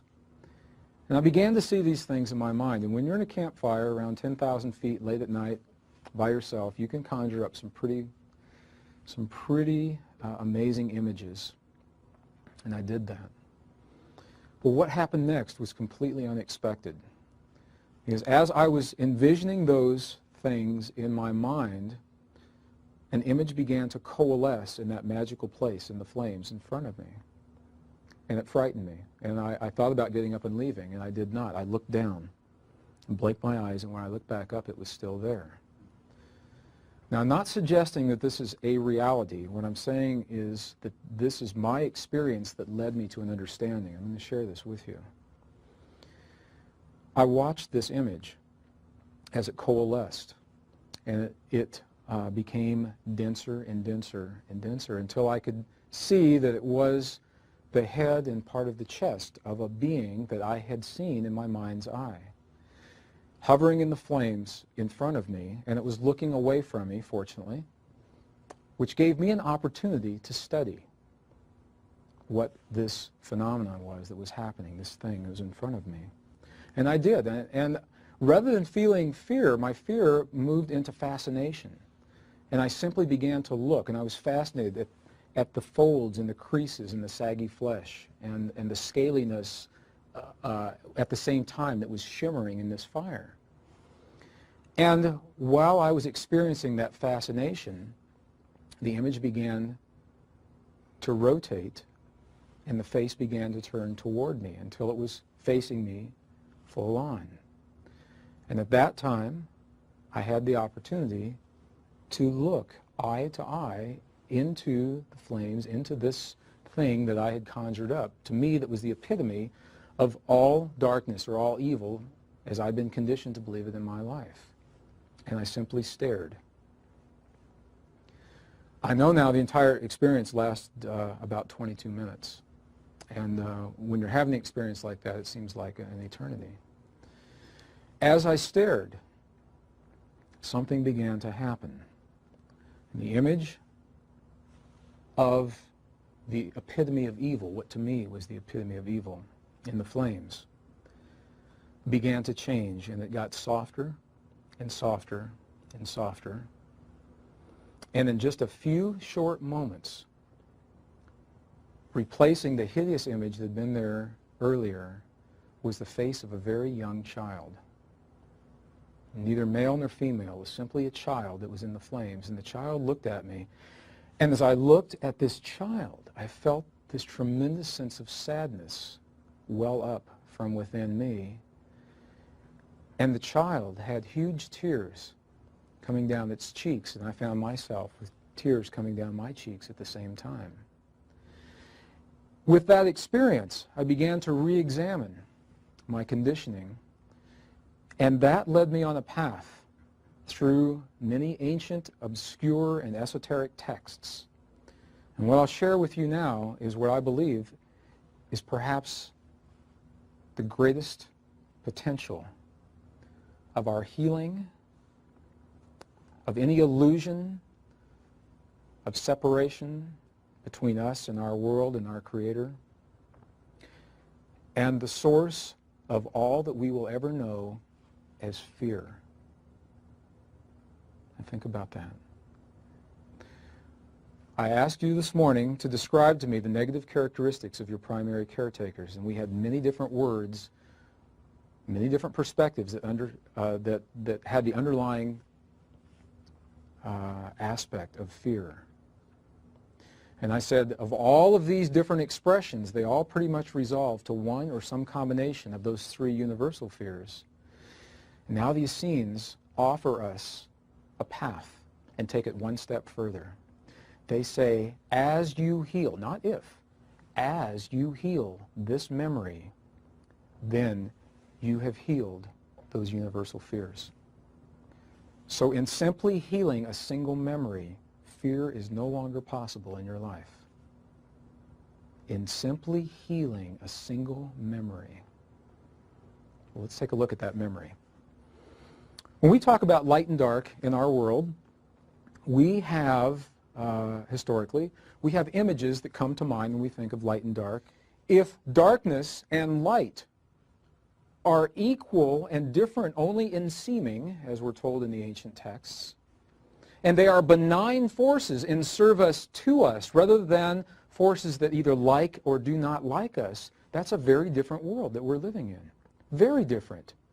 It is only possible for you to feel judgment and rigidity and anger and selfishness and abuse, control issues, or to have those experiences within yourself if you still have allowed for fear in your life. The only way that fear is possible is if you believe that dark and light are separate from one another and that the darkness is something other than our Creator. If you allow for the possibility that darkness is part of our Creator, just as light, however you view your Creator, it makes no difference. If you allow for that possibility that there's a single source of all that we'll ever know in our world, and it has many different forms of expression, it is impossible to fear. Your body mirrors your belief in the relationship between light and dark. Your body mirrors your belief. Illness is only possible if you believe that those forces are separate. Death is only possible if you believe those forces are separate. And as you allow for the possibility of the marriage of those two forces in service to you, your body mirrors that biologically. You mirror that through your immune system. You mirror that through the way your cells rebuild themselves. You mirror that in your relationships with one another, and life becomes very, very different. Because it is no longer possible to fear or to hate if all there is love in our world. What I believe has happened is that here we are in this paradigm. We have had such a tremendous acceleration of technology out here. We now witness the moment of conception live in a human womb. Not a still photograph. We witness it live. We have witnessed DNA passing between a sperm and an egg. We have peered into the depths of the quantum world of the atom, and we've sent these extensions of our perceptions deep into interstellar space beyond the boundaries of our solar system, on the one hand. And on the other hand, we're still trying to reconcile what happens in our world in terms of forces in dark and light, good and bad, devils and angels. I believe that path has served us very well. I bless that path. And I believe that very rapidly you've outgrown that path. And now, because that path has served you so well, it's brought you to the point, all of us, we're all in this together, it's brought us to this point where we may redefine now what the events of our life mean. When we witness, you turn on the 6 o'clock news and you see something that has hurt you, what do you do with that? How do you reconcile that? You say, if all that's here is love, and I'm witnessing 10,000 Rwandans massacred laying dead on the side of the road by their own people, how do I reconcile that? What does that mean? Or typically what you'll hear is, how can God let that happen? Well, if we allow for the possibility that there's a single source of all that is in this world, then you have just opened the door and paved the path. You're allowing for a much greater possibility that the ancients called the science of compassion. Until we can reconcile those two forces, compassion may not make a lot of sense.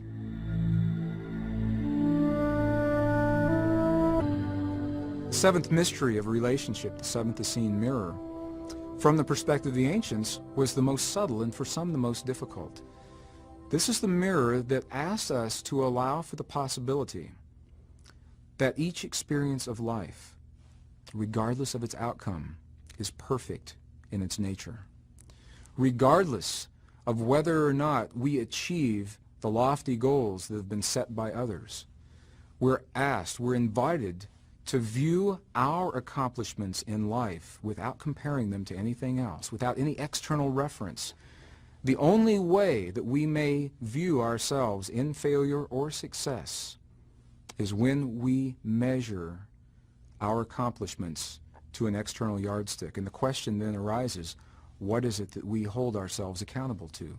What is it that we use as our yardstick of accomplishment? From the perspective of this mirror, we're asked to allow for the possibility that all aspects of our lives, each aspect of our personal life, whether it's our body shape or our body weight, or our academic or business or athletic achievements, are perfect as they stand, and we will see that they are, in fact, that way, and can only be judged when they are compared to an external reference. We're invited to allow for ourselves to be that reference. The last mirror the ancients considered the most subtle mirror, and to share with you this mirror, I'm going to share it in a couple of different ways, a couple of different stories. One of my last years in the corporate environment, I shared an office with a woman because our office space was limited. So we had very different functions and simply shared space together, and because there was no competition, we became very good friends. We just simply spoke with one another, went to lunch together a lot. One day we came back from lunch and she picked up her voicemail, and as she was listening to her messages, I saw her face turn sheet white and she sat down, and I said, "What happened?" And she shared with me a story, and I'm going to share that story with you now to illustrate this mirror. She had just had a friend that was her age that had a young daughter. This daughter had graduated from high school just a couple of years earlier. A beautiful young woman, was extremely gifted in many areas. She was very athletic. She excelled at academics. She was a wonderful artist, and she chose to become a model when she graduated from high school, and her parents supported her in that choice. She had done some modeling and done very well. She had gone to as a modeling school in New York City and had just completed a series of jobs, and it appeared that 2 years out of high school she was on her way to a pretty successful modeling career. Well, after the first couple of jobs, the modeling agencies began to say, for this kind of work, you'll have to change your appearance a little bit. And they started with some obvious things, and they, even at her young age, they did some tucks around her midline. They enlarged her breasts, relatively common kinds of plastic surgery. Her parents supported her in that, and they said, well, that's what this industry takes. That's what it takes.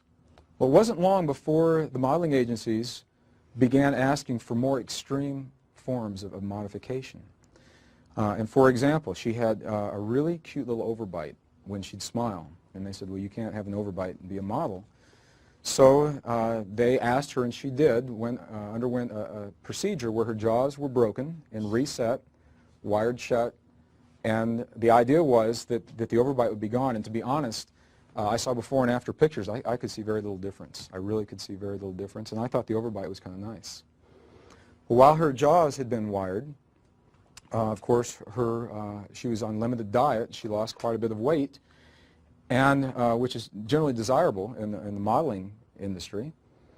And as she lost that weight, some of these ribs, the lower ribs, floating ribs, began to stick out more than they had before. And the modeling people said, well, that's no problem. We can address that surgically. And they did. They went in and took out these 2 floating ribs on either side. And something began to happen with her. And maybe you've seen this before. Body weight kind of goes in modes. I was a competitive runner for almost 20 years. And there were some times I could eat anything, no matter what it was. And I just couldn't keep weight on my body. And there were other times I could think about eating and not do it, and I would gain weight. And your body kind of goes into a mode. You can stop eating for a while, and you'll still maintain a constant weight, or maybe even gain weight. And you can begin to lose weight, and then you say, okay, well, that's enough. I'll start eating again, and your body is still in a lose weight mode, and it keeps going. And that's what happened to this woman. She began to lose weight and was in a lose weight mode, and the phone call that my friend had that morning was from the young girl's mother.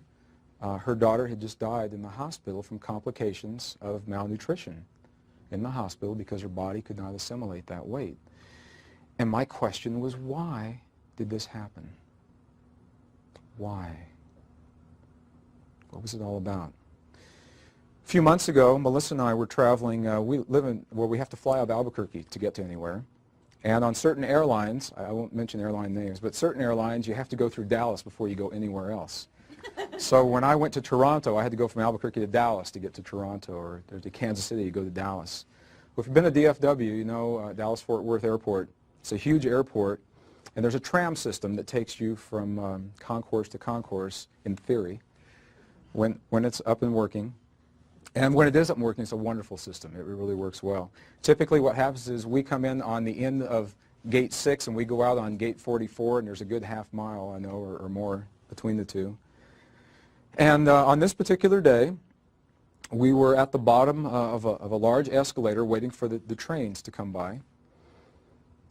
And there was a couple that was standing next to me. It was about a 3-minute wait between trains. There was a couple standing next to me, an elderly couple, and apparently the gentleman was hard of hearing. And this couple had an ongoing dialogue, a constant dialogue where they were, between themselves, where they were evaluating everyone around them. And apparently it's something they had just always done. It seemed very comfortable for them. And as people would come in, they'd say, "Oh, look at who dressed that man this morning," you know, or look at her. Why does she do that? Oh, look at that earring. Well, I was standing here, they were standing here, and out of the corner of my eye, I saw an extremely large woman coming down the escalator. I had a client at one time that weighed about 450, and I know that this woman was real close to 400 pounds. She was coming down the escalator, and she was holding an old-fashioned suitcase, old linoleum with brass fittings on the side, hard shell. It was 115 in Dallas that day. And I knew that for whatever reason she was traveling, she must have had a good reason, because travel could not have been easy for her. The heat, the accommodations of the seats, her legs were swollen, her ankles, and she was carrying this funny little suitcase. And she came up and stood right next to us, and this couple continued to do what they'd been doing. And because the gentleman was hard of hearing, as he was sharing with his wife, we all heard, as he said to his wife, "Look at that woman. Isn't that terrible? Why doesn't she do something with herself? She should be ashamed of herself for coming in public like that." Now, this is one of those rare opportunities. I was here, the couple was here, and the heavy woman was here. And I believe on an unspoken level, she consented to me looking at her eyes, because she looked right at me. So I looked into her eyes, and she never said a word, and that's how I know that she heard everything that happened. She never said a word. And while we were waiting for that train, tears welled up in her eyes. And I could see she was really fighting just to hold it back, and her face got very red. She'd been hurt by what she'd heard. We got in the train, the couple sat next to me, and I spoke with them, and they were really a nice couple. They were not malicious. I don't think there was a malicious intent. It was just a very unconscious thing that they had done with themselves. And in that moment, what I knew was that the three of us had had a rare opportunity. The woman had had the opportunity to hear herself judged. The couple had had the opportunity to judge someone else, and I had the opportunity to witness. Both of these stories illustrate the seventh Eseniene mystery of relationship. And it's the mystery of allowing for perfection in the imperfections of life. The young woman that lost her life, my question is, what standard was she holding herself accountable to that made her feel that she was imperfect and must change the body that she was given in this life to accommodate? What standard? What did she use as a yardstick? The couple that saw this large woman, me describing her as a large woman, to you right now. Until you compare your experience or your life to an external reference, how can it be anything other than perfect? And my question to you is to please be aware of what it is that you hold yourself accountable to. What do you use as your yardstick in life? How do you know when you've succeeded or failed at something in life? I could share with you a sheet. We could do this. I could give you a sheet, and I could give you a list of criteria, and I could say, tell me about your athletic capabilities, your academic capabilities, your capabilities in communication, in romance. That's always a good one. Are you a good lover? Tell me about all these things. And I'd give you about 15 seconds to give me an answer, because it doesn't make any difference what you answer. If you see yourself as anything other than perfect, what have you compared yourself to? How do you know that you are doing anything other than perfection until you reference outside of yourself? We were talking about this yesterday. I went back into the video room to see what this tape looked like. And they were reluctant to let me see it because there was a sense that I may judge myself on the screen. As I live this mirror, if I am giving you the best I can do in this moment until I compare myself to someone else, this is perfect, and this is what this moment is. This is, for the Essenes, the most subtle, because we are so quick to judge ourselves, and we are our own most difficult judges. So what I'll say to you is I'll invite you to look at your life, look at the places in your life where you sense that you're not happy with yourself. The only way that can happen is if you've not done your best, or if you have done your best and you've compared it to someone else. What do you use as your yardstick? In our culture, what is our yardstick? We're compared to this man. You know what this man said when he was here? He said, you think the things I'm doing now are cool. Wait till you see what you're about to do in 2,000 years. I'm paraphrasing a little bit. He said, don't hold me. Don't hold me on the pedestal. He said, you are far, far greater than I as you realize the power that lives within you. The power of thought, feeling, and emotion, and what you'll do with it. So that's the seventh Essene mirror of relationship, the mirror of perfection. Well, these 7 mirrors of relationship, powerful mirrors, powerful insights into why we have lived the kinds of lives and had the relationships that we have had. The Essenes remind us that we will all go through each of these mirrors at some point in our lives, whether we recognize them or not. Often we'll go through many mirrors simultaneously. That's the masters that we are. That's the masters that we become in this lifetime, is that we move through the mirrors and we move forward with life each day possibly without even recognizing why we're doing these things. Well, it would be nice to have a beautiful neon sign flash to us first thing in the morning and say, on this day, after you finished your breakfast and after you sent the family off on their day, you may begin your dark night of the soul. And the reality is that life does not happen to us in that way. We're invited to know ourselves in the presence of others through our relationships. And as those relationships are reconciled, we become the benefit of that healing. And it is that benefit that we carry with us through the waking dream of life as we walk between the worlds of heaven and earth.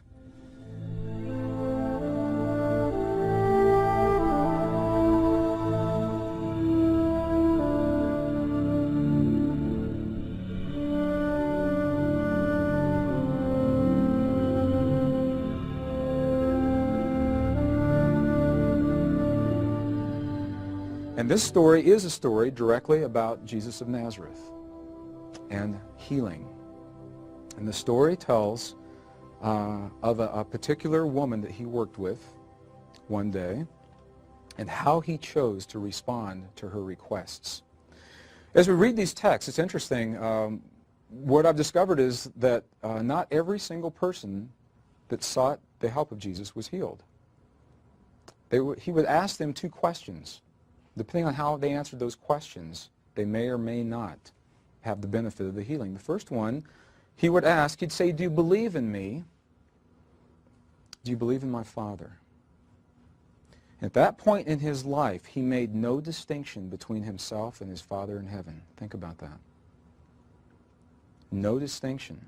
In our language based in separation, as the translations were made, what's the most powerful prayer that we've been offered in the West, we believe? When you ask someone about a prayer, typically what prayer do they? Okay, and listen to how that was answered. We call it the Lord's Prayer. Whose Lord? The Essene traditions call it our Lord's Prayer. What is the first sentence of that prayer? Complete sentence. Who art in heaven.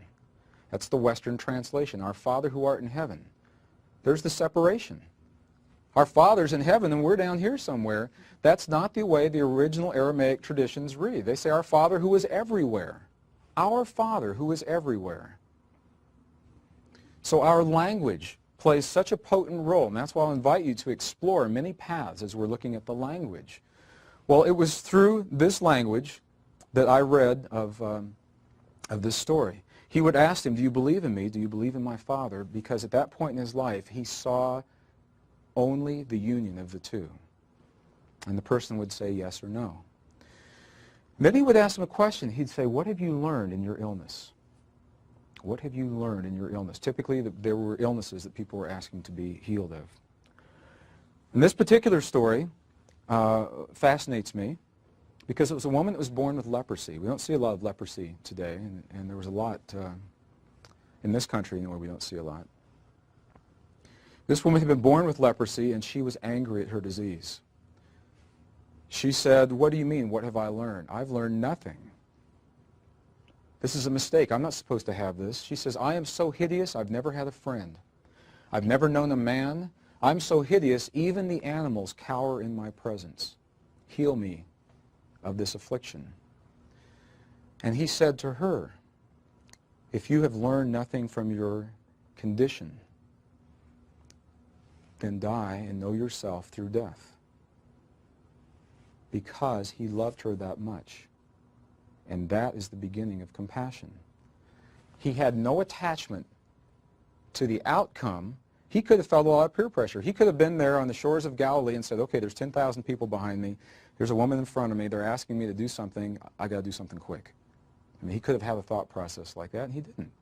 He loved her. She had, from this perspective, through her mastery, allowed or created that condition in her life so that she may know herself in that way. If it had not served her, why would he take that away from her? Thought without attachment to the outcome.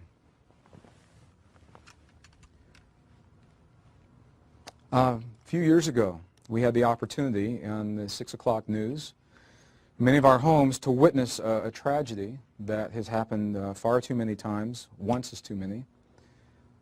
This particular tragedy was in a small country of Rwanda, where approximately 10,000, we still don't even know the exact number, 10,000 civilians were depicted on the news, massacred by their own people on the rural roadsides in that country.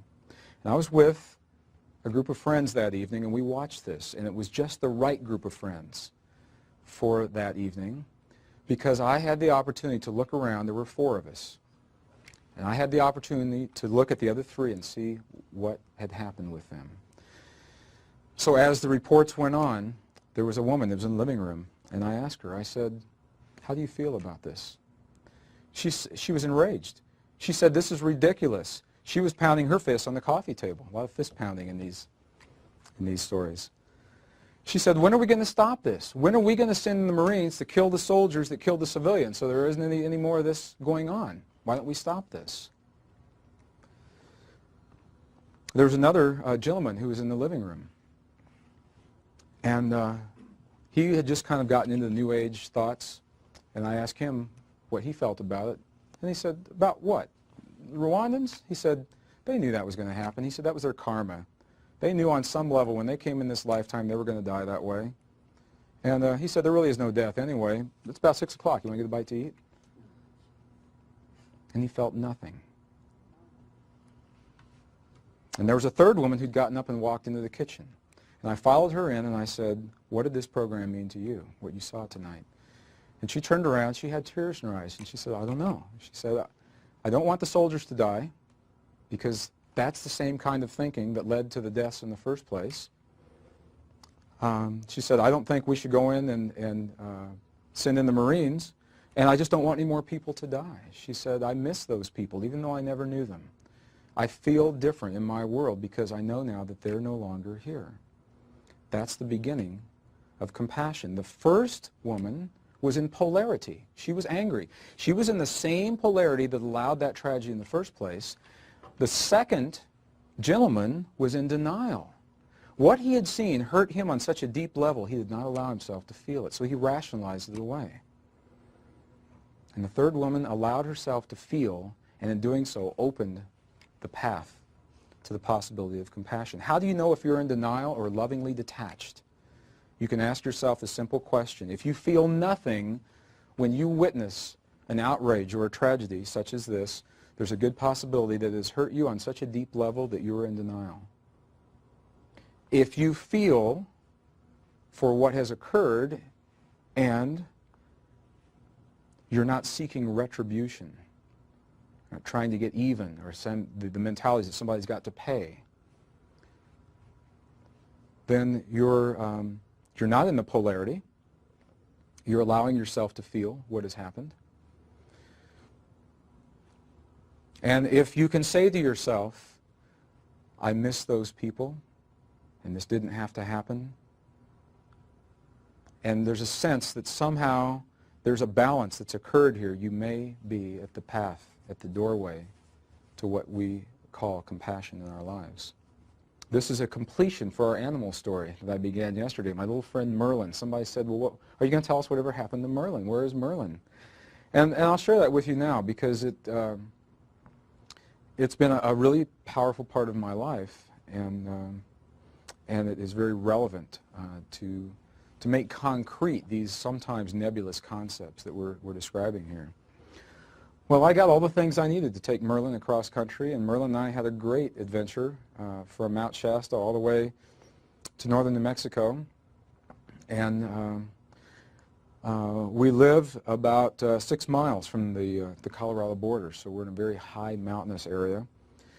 And Merlin grew to be a very healthy, vigorous, beautiful, large black male cat. Not a speck of any other color on him. He was completely black. And a very good friend. Merlin, if you've ever read the book Awakening the Zero Point, he was right there on the table with me as I wrote each evening. And every once in a while he'd get up and stretch and he'd walk across the keyboard. And sometimes he'd type words that made sense. And I'd have to read those. So if you saw a lot of typos in that book, I'd like to say Merlin helped me with those. And Merlin used to go out every single day. We'd let him out first thing in the morning, and his rule was he had to come back in by 1 o'clock in the afternoon, and he did that for several years. There was one day Merlin went outside and he didn't come back. And at first I wasn't too concerned about that. I thought, well, maybe it's just a kiddie walkabout. You know, it's a male thing. He was going to explore this territory in northern New Mexico. And by the time the second day rolled around, I was a little concerned, and I really felt something was happening. And by the third day, I knew something had gone wrong from my perspective at that time. And I stopped everything I was doing. I returned no phone calls, no correspondence. I did no business. And for 5 solid days, I invited friends in our valley, and we looked for Mr. Merlin everywhere. We looked in coyote dens. We looked in owl nests. We looked in badgers' burrows where we could find them. We went and looked around eagles' nests down in the valley. There's 136,000 acres of sage that borders our property, owned by a Bureau of Land Management. It's fenced off, and we'd walk from one end to the other and tie off a piece of ribbon, take 3 steps over and walk back so we could scour every foot of the fields. And after a few days, I really had this feeling inside that something was terribly wrong. And I felt like he was alive and maybe he'd fallen into a well and needed some help, or he was in an old abandoned building, or he was in a hunter's trap, or something had happened. And one morning as I was laying in bed, the sun had not come up yet, and it was light. It was about to come up. And I asked for a sign, and I simply said, Father, I asked for the sign. Is my friend Merlin alive? Does he need me, or what's happened? And I didn't even get the sentence out of my mind. I hadn't even finished that sentence yet, and something happened that had never happened before. It's never happened since. From 360 degrees all around our property, I heard more coyotes yip and yell and scream and cry, broad daylight. And then as soon as they, just as suddenly as they began, they stopped. And I knew in that moment that Merlin was no longer with me, and that he'd been taken by a coyote. Well, I got up that morning, drove a truck down the road, and something very odd began to happen. There were coyotes everywhere in broad daylight. There were young ones and old ones, and they were walking in 2s and 3s. They walked in the road right in front of my truck. They were all over my property. And normally you'd only see them maybe very early in the morning or at dusk. You typically did not see them in broad daylight. And I had an opportunity in that moment. And if it had happened at another point in my life, I may have been very angry at every coyote. I may have chosen to stand on top of one of my buildings and snipe each one and said, maybe you're the one that took my friend Merlin. And I didn't feel that way. I didn't want the coyotes to lose their lives. I missed my friend Merlin and his presence. I missed his life. And in that choice of not being angry at those coyotes while still allowing for the emotion of losing my friend, for me, that was a powerful opportunity and an opening into compassion. Thought without attachment to the outcome, feeling without distortion, emotion without charge. It hurt me deeply. He was a very, very close friend. And I share animal stories, and maybe to some people they're kind of silly, and if you have ever been alone in your life, or I've never had any children, animals have essentially been children and have been powerful teachers to me, really powerful teachers.